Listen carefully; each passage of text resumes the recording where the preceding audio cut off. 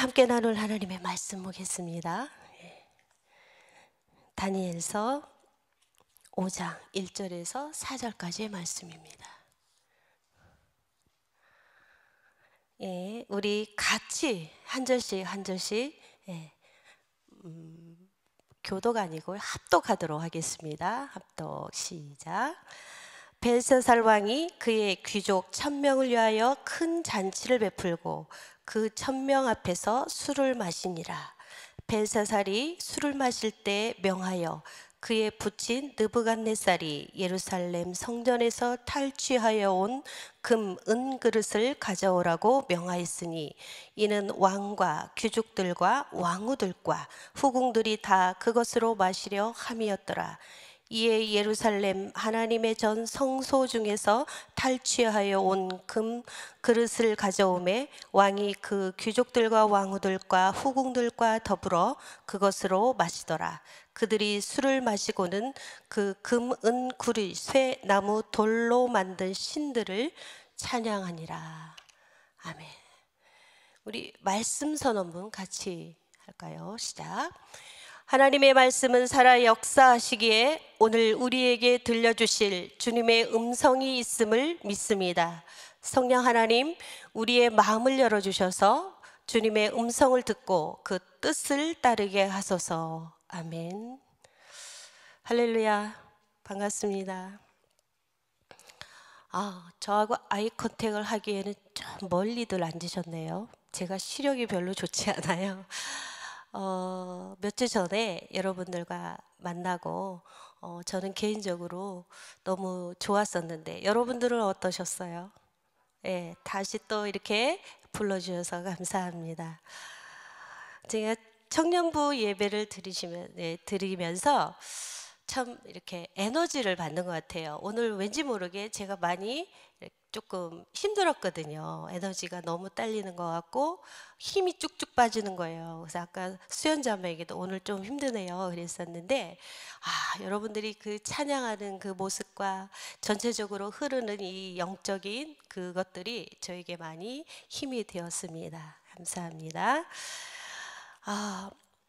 여러분들은요, 주위 사람들을 볼 때 세상 말로 이런 사람을 보면서 좀 싫다, 좀 재수가 없어 라고 생각이 들 때가 어떤 사람을 볼 때 그런 생각이 드시나요?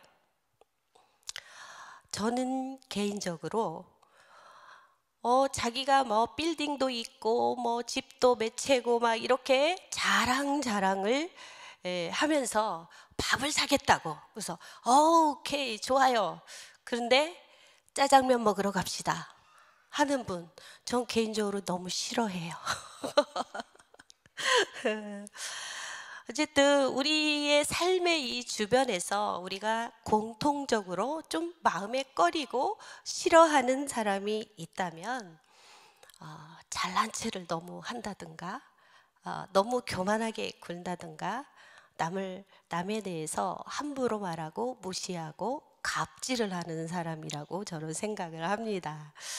네, 그런 사람들을 우리는 세상에서 교만하다 이렇게 말하잖아요. 네, 그런데 성경에서도 이렇게 교만 때문에 하나님께 심판을 당한 그런 케이스가 있다는 거죠. 그게 바로 바벨론이라는 나라입니다. 구약 성경은 총 39권으로 돼 있어요. 이 정도는 아시죠? 주일학교 나왔으니까 39권 중에서 예언서가 총 몇 권일까요? 아주 처음 듣는 얘기죠. 17권이에요. 17권의 예언서로 이루어져 있어요. 구약 성경 중에서. 그 중에서 특별히 유다 말기쯤에 활동을 한 선지자, 이사야 선지자나 에레미야 선지자가 쓴 이 이사야서, 에레미야서에는 바벨론에 대해서 유독히 많이 언급을 하고 있습니다. 특별히 이 남유다에 대해서 너희가 애굽 편에 서지 말고 바벨론의 편에 서라 그러면 때가 되면 하나님께서 너희를 해방시켜 줄 것이라 라고 계속 하나님의 말씀을 선포했던 에레미야서에는 이 바벨론에 대한 그 언급이 147번 굉장히 많이 나와 있죠. 그리고 이사야서에는 이제 13장과 14장 그리고 21장에서 바벨론의 멸망에 대해서 그렇게 소개를 하고 있습니다. 그래서 오늘은 여러분과 저가 이 다니엘서 5장의 말씀을 가지고 왜 바벨론이 망하게 되었는가 그 직접적인 원인을 함께 살펴보면서 우리는 현재를 살아가는 우리 동신의 청년부 또 저는 어떻게 신앙생활을 해야 하는지 좀 살펴볼 것입니다. 여러분들은 바벨론 하면 가장 먼저 어떤 생각이 떠오르시나요? 그렇게 무표정한 게 저를 바라보시면 제가 여기서 땀이 자꾸 흐릅니다. 바벨론 하면은 우리는 가장 먼저 창세기 11장 바벨탑 사건 기억나시죠? 떠오르시나요? 예, 우리는 바벨이란 이 단어가 나오면 창세기 11장에 바벨탑 사건을 자연스럽게 많이 떠올립니다. 자, 이 바벨탑 사건은요, 창세기 11장에서 어떻게 소개를 하고 있는가? 우리가 에덴이 실존할까라는 그런 이야기들 많이 하죠. 근데 이 에덴이란 곳은 우리가 이제 저하고 오늘 이제 설교를 들으면서 세계사 공부를 많이 할 건데 메소포타미아 문명이라고 들어보셨을 거예요. 수메르 문명이라고 들어보셨나요? 미국에서는 세계사 공부 안 하나요? 예, 그 인류 최초의 문명이 발생한 바로 그 지역에 에덴이 있었어요. 그거를 메소포타미아 문명이라고 그러고 이 여러분이 잘 아시는 아브라함이 바로 메소포타미아 그 지역의 갈대아 우르라는 곳에서 살았어요. 바로 그런 지역에 이제 아브라함이 이제 그 소개되기 훨씬 전 일이죠. 이 바벨탑 사건은 그곳에서 이제 문명이 생겨나고 문명이 발달하면서 이제 사람들이 어떻게 생각을 하냐. 우리가 탑을 높이 쌓아보자. 하늘에 닿을 만큼 쌓아보자. 거기까지는 좋아요. 근데 그 탑을 쌓는 목적이 뭐냐면 우리의 이름을 내자는 거였어요. 우리의 이름을. 자, 창세기 11장 정도면 아담의 후손들이에요. 예, 몇 대 손 되지 않는 그러한 사람들이죠. 그런데 벌써 하나님을 너무 많이 잊어버리고 그들은 자기의 이름을 내고자 탑도 높이 쌓았다는 거죠. 그거를 하나님께서 보시고 언어를 혼잡케 해서 흩어버리시잖아요. 예, 그 흔적이 지금 고대 문명 이라크의 지구라트라든가 그걸로 이제 증명된다는 거죠. 메소포타미아 문명이. 자, 성경은 허구가 아닙니다. 실제 역사 속에 존재하고 있다는 것을 여러분들이 믿으셔야 돼요. 자, 그래서 그 바벨탑 사건으로 인류가 흩어지게 되잖아요. 그래서 이 바벨이라는 이 단어는 혼란이라는 그러한 뜻을 가지고 있습니다. 자, 하나님께서 언어를 혼잡해서 흩어버리셨지만 그래도 그곳에 여전히 남아서 문명을 유지해 가던 이제 족속들이 있었어요. 자, 그들이 이제 더 번성해 가서 나라를 이루게 되는 게 그게 바로 고대 바벨론이었어요. 고대. 예. 그리고 그 지역에서 이제 시간이 흘러감에 따라 새로운 세력이 나타납니다. 막강한 세력, 예, 제국이라 말할 수 있는 그게 바로 아수르였어요. 아수르.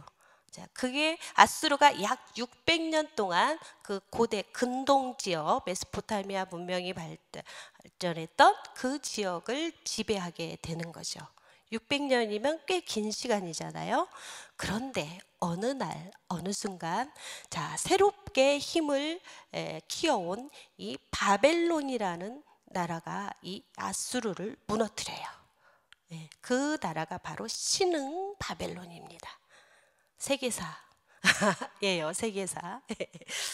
자, 그 신흥 바벨론이 이제는 힘을 얻게 됐잖아요. 고대 그 근동 지역에 이제 패권을 주게 됐는데, 그래도 아수르와 못지않은 이 남쪽 지역에 힘을 갖고 있던 나라가 어디였냐? 애굽이라는 나라였어요. 자, 여기도 이제 그 싸워서 이기고 싶은 욕망이 있겠죠. 제 1인자가 되고 싶으니까. 그래서 이 신흥 바벨론과 애굽이 전쟁을 하게 되는데, 자기 나라하고는 떨어져 있잖아요. 그래서 이 메소포타미아 이 지역에서 위로 올라옵니다. 갈대아에서 떠나서 이제 여기 갈그미스라는 곳으로 북쪽으로 올라와요. 신흥 바벨론은. 그리고 애굽은 유다를 거쳐서 위로 또 올라가서 요 갈그미스라는 곳에서 전쟁을 벌이는 거예요. 1차, 2차에 거쳐서 전쟁을 하게 되는데, 결국 누가 이기냐? 신흥 바벨론이 이겨요. 애굽은 그냥 꼬리를 쫙 내리고 도망갑니다. 그러는 와중에 가장 피해를 본 나라가 있다면 어디겠어요? 남유다였어요. 남유다.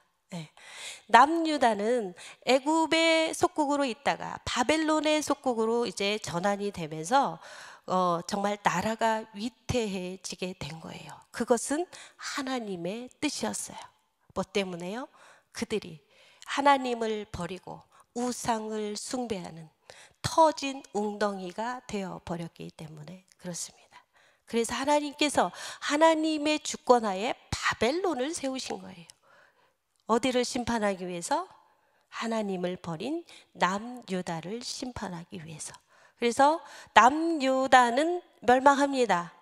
백성들은 수많은 왕족과 귀족과 모든 백성들, 머리가 있는 백성들은 다 끌고 갔어요. 바벨론으로. 거기에 남아있는 사람들은 정말로 비루한 그러한 백성들만 남아있던 거예요. 자, 예루살렘 성도 무너지고 예루살렘 성전도 무너지고 국토는 황폐하게 되어버렸던 것입니다. 자, 이렇게 하신 분이 누구였냐? 바로 하나님이셨다는 것이요. 자, 그래서 이 남유다는 이렇게 멸망을 해버리고 하나님께서 에레미야에게 하신 말씀대로 70년 후에는 다시 나라가 회복이 됩니다. 백성들이 귀환을 해요. 자, 포로로 1차, 2차, 3차에 걸쳐서 끌려가는데 돌아올 때도 1차, 2차, 3차에 걸쳐서 돌아옵니다. 그리고 성전을 재건하고 성벽을 다시 세우면서 나라를 회복하지만 주권이 없었어요. 자, 다윗 왕조는 더 이상 일어서지 못하고 남유다 시드기야 왕으로 끝이 나고 만 거예요. 잠시 동안 유다라는 이 나라는 하스모니안 왕조에 의해서 약 100년 동안 독립국가를 형성하긴 해요. 그렇지만 영원히 제국들의 속국 아래, 말발굽 아래서 그렇게 흘러갈 수밖에 없었다는 거예요. 예수님이 오실 때에도 로마의 속국하게 있었고 결국 로마에 의해서 완전하게 멸망당하고 맙니다. 자, 그리고 2000년이라는 세월이 흘러가죠. 디아스포라 유대인으로, 나라 없는 백성으로, 주권을 잃어버린 백성으로 하나님께서 세우신 하나님의 나라가 그렇게 된 거예요. 하나님을 버렸기 때문에. 근데 1948년도에 전쟁을 해서 오랫동안 빼앗겼던 2000년 넘게 빼앗겼던 그 땅을 찾잖아요. 근데 아주 조금 팔레스틴 그 가자 지구 있죠. 그래서 지금도 이 팔레스타인 사람들과 이스라엘 사람들은 그렇게 계속 충돌하는 거예요. 서로 자기네 영토라고 생각하기 때문에. 그렇게 전락을 해버렸다는 것이죠. 자, 이 모든 일을 행하신 분이 누구라고요? 하나님이십니다. 하나님. 자, 이스라엘은 하나님을 버렸기 때문에, 자, 우리 하나님께서는요, 한 나라를 세우시고 한 제국을 세우시고 멸하시게 하는 그러한 힘을 가진 분이라는 거죠. 제국이 얼마나 큰 나라와 나라들이 합쳐져야 제국이라고 하잖아요. 그런 엄청난 힘을 가진 분이 바로 우리 하나님이에요. 그거를 흥하게도 하시고 망하게도 하시는 분이. 하나님은 모든 세계 인류 역사를 주관하시는 분이라는 것입니다. 당신의 손바닥 안에서 일으키시기도 하고 멸하시기도 하는 그러한 분이라는 거예요. 그거를 하나님의 주권이라고 우리는 이야기합니다. 자, 그런데 이렇게 하나님의 뜻에 의해서 바벨론이 세워지고 이스라엘을 징계하기 위한 채찍으로 세워주셨는데 바벨론은 그거를 모르는 거예요. 착각을 해요. 기세가 등등합니다. 네. 그래서 이 느부갓네살은 어떻게 이야기를 하는가? 나 외에 다른 이가 없다. 내가 이 세상의 최고야 라고 그렇게 성경에 나와 있는 얘기예요. 그렇게 교만해졌다는 거죠. 바벨론이라는 나라는 많은 나라들을 침략하여 짓밟고 그 백성들을 자기 나라로 끌고 와서 노예로 부리면서 포악을 행했던 그런 아주 교만한 나라였다는 거죠. 하나님 무서운지 모르는. 그것뿐만이 아니에요. 바벨론이라는 것은 그 바벨탑 사건부터요, 하나님을 대적한 그러한 교만함의 표본으로 돼 있어요. 그러다 보니까 그들은 절대 하나님을 섬기지 않는 그러한 자들이었다는 거죠. 우상 숭배, 그 다른 신을 하나님처럼 섬기는 그러한 우상 숭배가 아주 뿌리 깊이 내린 그 족속들이 바로 바벨론이라는 나라의 사람들이었어요. 굉장히 불신앙적이고 영적으로 부패한 사람들이었다는 거죠. 그들에게는 온갖 신들이 있었어요. 지금 일본이라는 나라가 그렇잖아요. 800여 개가 넘는 신들을 섬기고 있잖아요. 이 바벨론도 마찬가지였어요. 온갖 신들을 섬기면서, 물론 애굽도 마찬가지였지만 애굽보다 더 심한 게 바로 바벨론이었어요. 그래서 그 온갖 신들을 도시마다 지역마다 좋은 금부터 시작해서 나무나 돌로 그런 신상들을 세워놓고 거기에 절하면서 섬기는 것이 그 나라의 문화였어요. 굉장히 우상 숭배에 쩔어 있던 나라라는 거지요. 그래서 이 바벨론은 정말로 우상 숭배의 종주국, 종족이란 뜻이 뭔지 알죠? 대표적인 나라라는 거예요. 그러한 나라로서 정말 그 수많은 신들을 섬겼기 때문에 그 나라 안에는 주술들이 넘쳐났어요. 그리고 술사들이 넘쳐났어요. 그야말로 무당의 나라였다는 거죠. 무당의 나라. 그러한 나라였기 때문에 너희가 잘해서 의로워서 너희를 세운 게 아닌데 너희는 그것을 모르고 착하고 자신이 잘났다고 마음이 높아져 있었기 때문에 나도 너희를 버리겠다라고 말씀하셨다는 것입니다. 자, 이 느부갓네살 왕의 교만한 모습의 이제 대표적인 그러한 말씀을 우리 다니엘서 4장 30절을 통해서 우리가 볼 수 있습니다. 우리 다 같이 한번 큰 소리로 읽을까요? 나 왕이 말하여 이르되 이 큰 바벨론은 내가 능력과 권세로 건설하여 나의 도성으로 삼고 이것으로 내 위엄의 영광을 나타낸 것이 아니냐 하였더라. 자기 스스로 했다고 말하고 있죠. 이 짧은, 계속 보여주세요. 이 짧은 문장 안에서 뭐로 시작합니까? 나로 시작하죠. 자, 그리고 또 내가 라는 단어가 또 나오죠. 그리고 나의, 전부 다 누가 했다는 거예요? 느부갓네살 자신이 했다고 말하는 거예요. 자, 그래서 이 바벨론이 이렇게 큰 나라가 되고 부강한 나라가 될 수 있었던 이유가 누구에게서 나왔어? 나 느부갓네살, 나로부터 나왔다는 거죠. 나로부터. 내가 했다는 거예요. 내가 했다는 거. 예, 그래서 자신의 유형과 영광을 드러나게 됐다고, 그러한 아주 높아진 마음이 느부갓네살 안에 있었다는 것입니다. 예.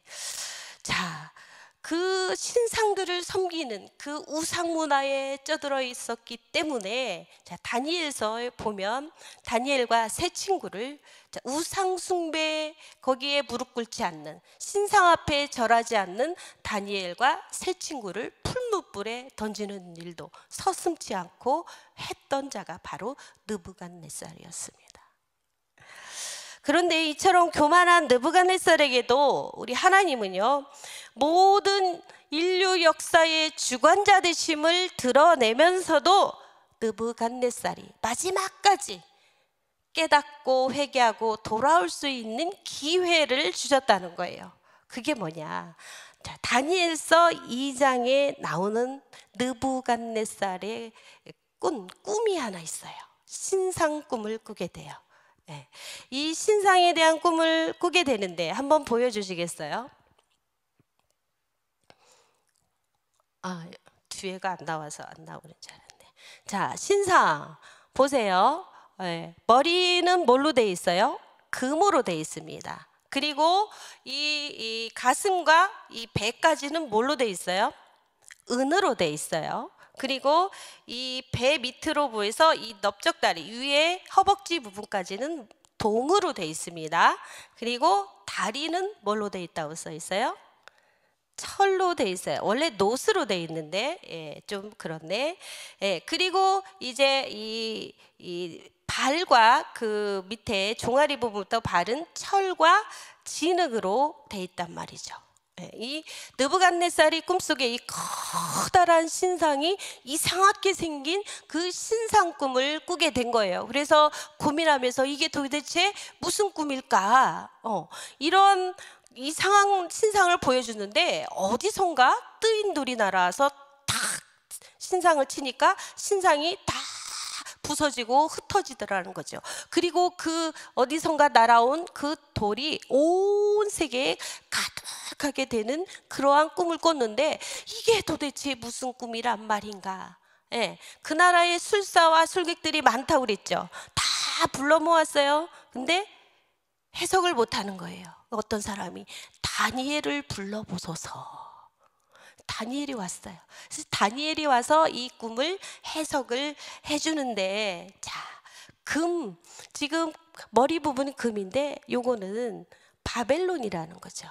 예, 이 신상 꿈은 결과적으로 앞으로 미래의 제국들이 이렇게 나타날 것이다. 세계를 제배하는 제국들, 그러한 제국들의 모습을 보여준 거라는 거죠. 맨 처음에 위에가 바벨론, 그 다음에 메데바사, 페르시아라는 거죠. 은 부분. 그 다음에 동 부분은 헬라, 그리스, 알렉산더 있죠. 알렉산더 제국. 그 다음에 이제 높 부분은 그 이후 로마 제국이에요. 그리고 맨 마지막 발목과 발바닥은 철과 진흙으로 되어 있는데, 요거는 이제 로마 제국 이후를 보여주는 거라고. 그러니까 세계의 앞으로 미래적으로 나타날 제국들의 모습을 보여주었는데, 뜨인 돌이 날아왔죠. 어디선가 돌이 날아와서 신상을 탁 하고 치니까 와르르 무너지게 됐다는 거. 자, 이 돌이 뭐냐는 거죠. 이 돌은 바로 하나님의 나라라는 거죠. 자, 인간 세상에는 힘 있는 자가 이제 제국들을 형성할 수가 있어요. 팍스 로마처럼. 바벨론도 팍스 바벨론이었어요. 자, 그렇게 자기의 힘을 모아서 강대한 제국을 만들 수 있지만, 이 제국을 깨트리는 게 누구라고요? 바로 하나님의 나라라는 거죠. 그래서 하나님의 나라만이 영원하다는 것을 보여주었다는 거죠. 그 꿈 해석을 해줬어요. 그러면은 자, 바벨론의 느부갓네살이 제대로 그거를 새겨 들었더라면, 우리도 영원하지 않겠구나 라고 회개하고 돌아왔어야 되는 거잖아요. 그런데 어떻게 들어요? 귓등으로 들었다는 거죠. 바벨론은 영원할 거라고 착각을 하게 되었다는 거죠. 바벨론은 느부갓네살은 깨닫지 못합니다. 자, 느부갓네살뿐만 아니라 그의 아들 벨사살도 마찬가지였어요. 자, 벨사살은 또 어떤 짓을 했길래 하나님께서 그에게 벌을 내리셨는가 한번 보겠습니다. 오늘 아까 본문 함께 읽었는데 2절과 3절을 다시 한번 보여주시겠어요? 같이 읽겠습니다. 시작. 벨사살이 술을 마실 때 명하여 그에 붙인 느부갓네살이 예루살렘 성전에서 탈취하여 온 금, 은 그릇을 가져오라고 명하였으니 이는 왕과 귀족들과 왕후들과 후궁들이 다 그것으로 마시려 함이었더라. 뭘 마시겠어요? 네. 벨사살은 그들의 잔치, 사사로운 그들의 잔치에 무엇을 사용했느냐? 아버지 느부갓네살이 예루살렘 성전을 회파하고 거기에서 탈취해온, 노력해온 그 금으로 된, 은으로 된 그릇들을 사용하여서 술을 마셨다는 거예요. 그게 뭐 잘못입니까? 전리품인데 그렇게 생각할 수도 있겠죠. 그런데 분명히 잘못이 있다는 거. 왜냐? 자, 거기에서 가져온 금그릇, 은그릇들은 무엇을 위해서 만들어졌어요? 하나님을 섬기기 위해서 특별히 제작된 거룩한 성물이었다는 거죠. 그런데 그 그릇을 사용해서 거기에 술을 부어서 자기들의 영을 돋구려 사용했다는 것입니다. 그게 뭐냐? 하나님을 모독하는, 이스라엘 하나님, 여호와 하나님을 모독하는 행위가 됐다는 거예요. 자, 결과는 어떠했을 것 같아요? 그날 밤에 하나님의 성물을 가지고 술을 마셨던 그날 밤에 벨사살 왕은 암살당하게 됩니다. 자, 그것을 끝으로 바벨론 제국의 역사는 끝이 나고 마는 것입니다. 자, 이렇게 해서 바벨론은 역사의 뒤안길에 영원히 사라지게 되었던 거지요. 자, 바벨론 제국의 영광이 몇 년 갔을 것 같아요? 아시는 분? 제 어성경을 공부했으면 아시는데 딱 90년이었어요. 90년. 자, 앞에서 아수르는 몇 년이었다고 그랬어요? 제국이 600년이었다고 그랬죠. 적어도 제국하면 몇백 년은 가자. 우리 조선왕조 몇백 년이라고 그래요?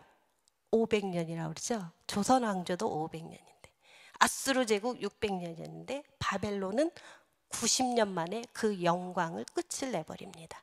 너무나 교만했기 때문에 우상 숭배에 빠져 있는 그들을 두고 볼 수가 없었다는 거죠. 여러분, 십계명 잘 아시죠? 자, 제1계명이 무엇입니까?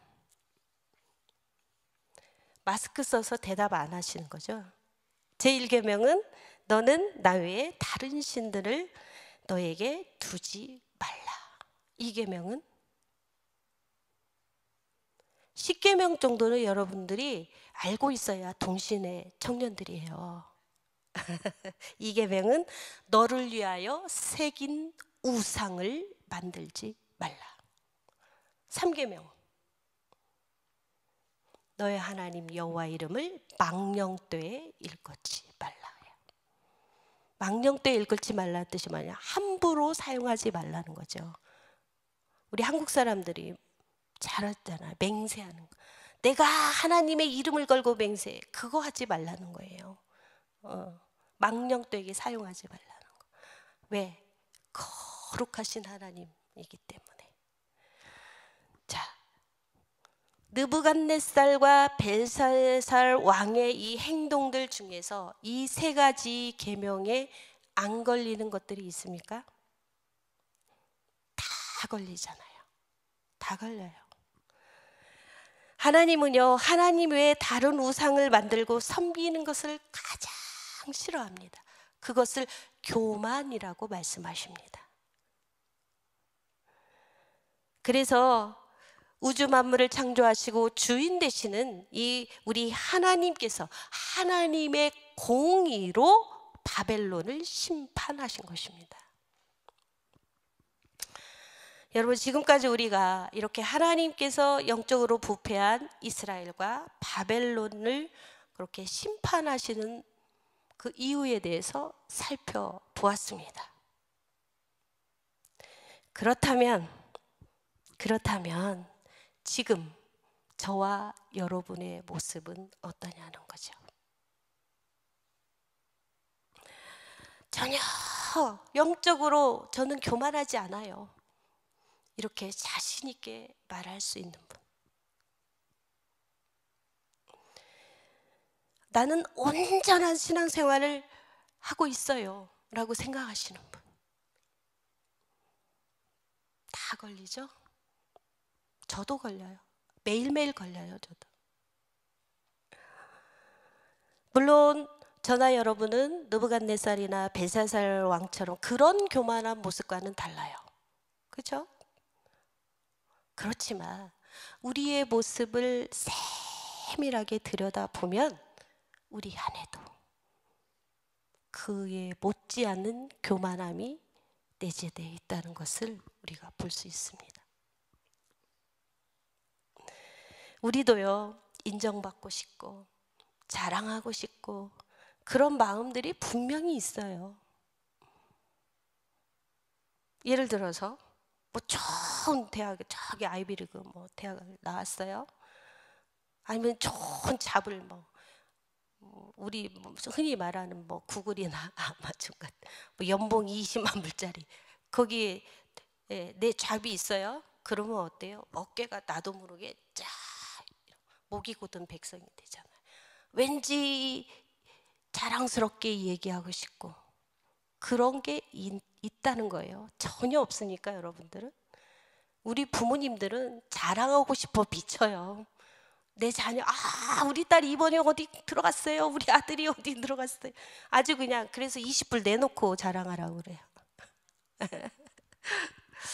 자, 우리가 명품 백을 메고 싶어하고 명품 뭐 옷을 입고 싶어하고 하는 것들이 다 나를 나타내고 싶어하는 그 마음의 이면이라는 거예요. 나 이런 사람이야. 이 정도는 내가 돼. 그거라는 거죠. 어디 그뿐입니까? 더 깊이 들어가 보면 우리의 내면 속을 더 깊이 들어가 보면 나보다 약하고 나보다 못 가진 자에 대해서 나도 모르게 내가 일부러 그러진 않아요. 근데 우리 죄성 때문에 나도 모르게 그 사람을 무시하고 함부로 대하는 게 있다는 거예요. 우리 청년들은 아직 인생을 많이 안 살아봐서 뭐 아직은 그러지 않을 수도 있어요. 근데 우리 어른들의 모습은 많이 볼 수가 있어요. 네, 거드름 피운다 그러죠. 나 이런 사람이야. 알아줘. 이렇게. 그리고 함부로 대하는 경우가 굉장히 많아요. 네, 우리 교회 안에서도 저는 많이 봤어요. 또 우리 젊은이들은 이 자존심이 세요. 자존심. 때로는 자존심이 있는 게 좋은데 이 자존심을 좀 불필요한 방향으로 사용을 하다 보면 상대방을 비하하고 비판하는데 상대방의 약점을 왜? 내 자존심이 상하지 않기 위해서 남을 깎아내려야 되는 거거든요. 그런 마음들이 없나요? 깊이 들여다보시기 바랍니다. 여러분의 마음을. 그래서 나의 그런 행동으로 인해서 관계들이 틀어지고 힘들어지는 거 아닙니까? 우리가 1대1로 사람을 만나보면 나쁜 사람 없어요. 근데 돌아보면 걔 있잖아. 다 누구를 굉장히 말하고 다녀. 예, 씻고 다녀. 막 뭐 질투가 되게 강해. 그런 얘기들이 들려오잖아요. 그게 뭐 때문에요? 내 이 자존심만 세우고 자존감이 낮아서 그래요. 자존감이. 그래서 자꾸 비교하니까 내가 비참해지기 싫으니까 상대방을 깎아내리는 거죠. 그런 모습들 깊이 들여다보면 다 가지고 있다는 거죠. 그리고 그것보다 더 무서운 모습이 뭐냐? 불신앙의 문제예요. 불신앙. 지금 여러분들은 나는 주일마다 교회 잘 나오고 신앙생활 잘하고 있어요. 물론 우리 여기 나와 계신 분들은 다 맞아요. 그런데요, 우리가 불신앙의 모습이 뭔지 알아요? 예전에 바벨론의 사람들처럼 그렇게 막 모든 신들이란 신들을 만들어 놓고 거기에서 절하고 그런 모습이 아니에요. 요즘 우리 현대를 살아가는 우리는 뭐냐? 하나님에 대해서 무감각해진다는 거죠. 그렇게 하나님을 절실하게 찾지 않습니다. 그렇게 찾을 일이 없어요. 힘들고 어려운 일이 별로 없기 때문에 교회는 나와요. 자, 우리 동신교회 안에는 뭐 그런 일이 없겠지만 저기 옆 동네는 결혼하려고 청년부에 나간다는 얘기 들었어요. 물론 그러면 좋겠지요. 그렇지만 주객이 전도되죠. 본질이 아니잖아요. 예배를 나온다는 것은 하나님께로부터 받은 그 은혜와 그 감격이 너무 커서 내가 정말 내 자신을 온전히 그분 앞에 드리는 게 예배거든요. 그런데 다른 생각으로 예배 자리에 나와 있다면, 그리고 신앙생활을 그렇게 하고 있다면 그거는 불신앙의 모습이 될 수 있다는 것입니다. 또 하나 한번 질문해 볼까요? 여러분에게 날마다 24시간의 시간이 주어져요. 자, 24시간 중에서 내가 하나님께 내어드리는 시간이 얼마나 되십니까? 1시간 넘는다는 분, 에브리데이.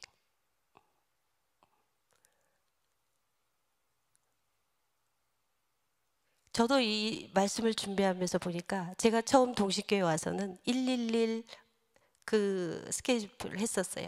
하루 1시간 기도하고 말씀 보고 운동하기. 그거를 실천했는데 어느 순간 사라지고 없다는 거예요. 사역에 쫓겨서 필요한 말씀만 찾아보고, 솔직히 저의 모습이 요즘 그러고 있더라고요. 그런데 세상 속에서 살아가는, 세상 가운데 노출되어 있는 여러분들이 정말 24시간 중에서 11조 시간이 그럼 얼마나 돼요? 1시간하고 또 넘어야 되죠. 그 정도 못해요. 자, 10분 그 큐티 하라는 것도 못해요. 그러면 우리가 제대로 지금 하나님을 섬기고 있는 자가 만나는 거죠. 나한테 하나님을 맞춰서 살아요. 나한테. 하나님, 나는 사정이 이렇게 하니까 하나님이 나를 봐주셔야 돼요. 우리 하나님은 물론 봐주실 수 있어요. 왜? 우리는 자녀이니까. 우리 하나님을 그런데 그렇게 기만하게 사용해서는, 수단으로 사용해서는 안 된다는 거예요. 그분은요, 초월적인 분이에요. 창조주 하나님이세요. 근데 우리는 너무 쉽게 생각해요. 우리에게 주어진 구원도 너무 값없이 그렇게 쉽게 생각한다는 거죠. 우리 이전에 이미 저 옛날에 우리 하나님께서 이스라엘 백성들이 그렇게 정성스럽게 드리는 예배를 받지 않으시겠다고 그랬어요. 왜? 냄새가 나서 싫다. 형식적인 예배. 그래서 우리 안에 이런 하나님을 기만히 여기는 모습이 혹시라도 있는지 살피고 또 살펴야 된다는 것입니다. 자기 자신을 위해서는 우리는 참 열심히 살아요. 자기 성장을 위해서는 공부도 하고 또 먹고 살기 위해서 열심히 일도 하고 취미생활도 열심히 하고 하고 싶은 게임도 하고 연애도 열심히 하고 다 열심히 하죠? 네, 열심히 해요. 네. 그런데 내가 하루 24시간 중에서 30분도 하나님께 내어드리지 않는다? 이거는 우리 안에 다른 것으로 채워져 있다는 거죠. 그게 바로 우상 숭배예요. 오직 나를 위한 삶을 산다는 거예요.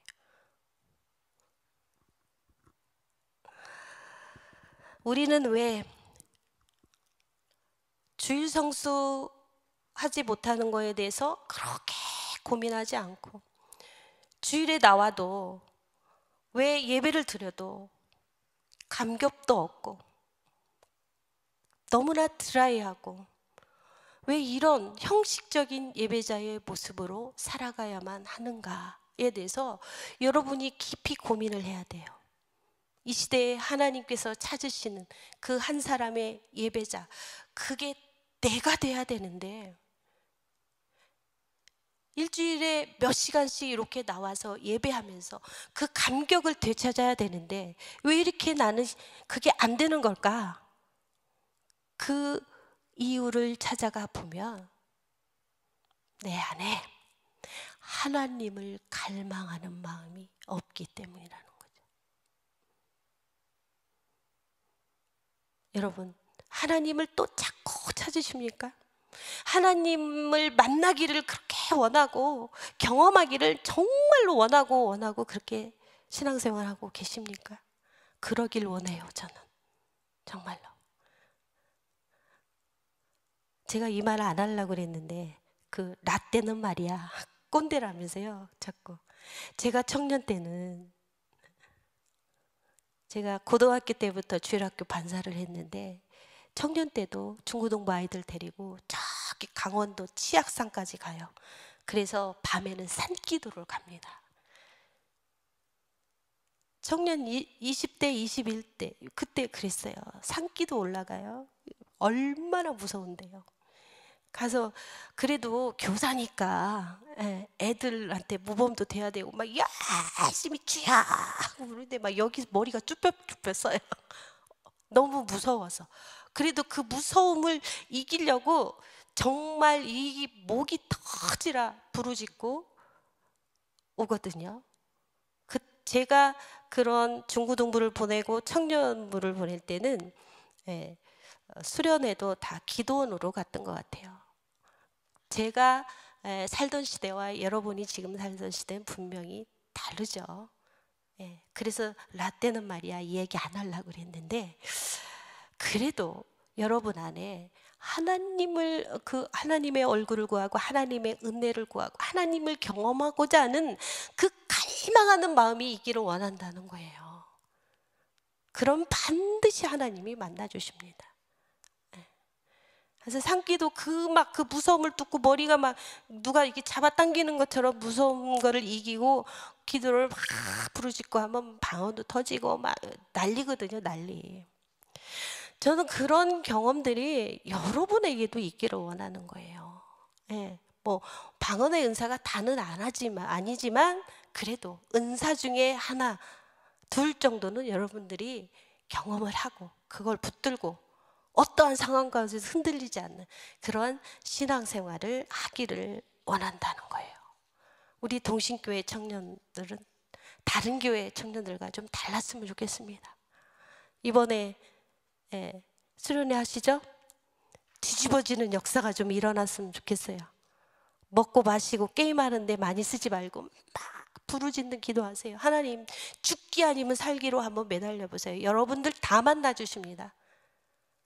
다 경험하고 체험을 하게 돼요. 이 체험적인 신앙이 있어야 여러분들이 세상 가운데 이렇게 딱 놓여졌을 때 그 경험으로 일어설 수가 있는 거거든요. 저는 여러분과 같은 아들, 딸이기 때문에 특별히 그 마음이 더 강해요. 우리 아들, 딸도 좀 그랬으면 좋겠는데 어쩐지 모르겠어요. 어쨌든 다 여러분도 제 아들과 딸 같으니까 그렇게 특별한 특별하게 하나님을 만나고 경험하여서 그 하나님을 갈망하는 그 마음으로 하나님 앞에서 기쁨으로 살아가는 동신의 청년들이 되시기를 주님의 이름으로 축복합니다.